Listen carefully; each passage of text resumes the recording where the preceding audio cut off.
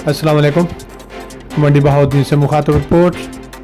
तरबीती programme काश्तकारान बराए जदीद पैदावारी टेक्नोलॉजी फसलात के सिलसिला में डायरेक्टर ज़राअत तोसी डिवीजन गुजरात अरफानुल्लाह वड़ाइच ने असिस्टेंट डायरेक्टर ज़राअत तोसी फालिया डॉक्टर एयाज अहमद के हमरा पाड़ियाँ वाली में यूनियन कौंसिल हासला वाली का दौरा किया और काश्तकारों से खिताब में कहा, वज़ीर आला पंजाब मोहतरमा मरियम नवाज शरीफ किसान दोस्त इनकलाबी इकदाम कर रही हैं।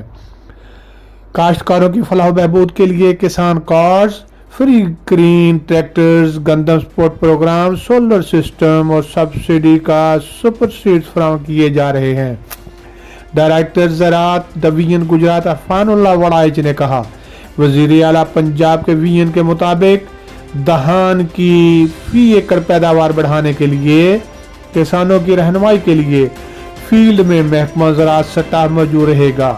अगस्त और सितंबर में किसानों की रहनुमाई भरपूर तरीके से जारी रहेगी ताकि फी एकड़ धान की पैदावार ज़्यादा से ज़्यादा हासिल की जा सके। इस तरह पैदावार में इजाफा से किसान खुशहाल होगा।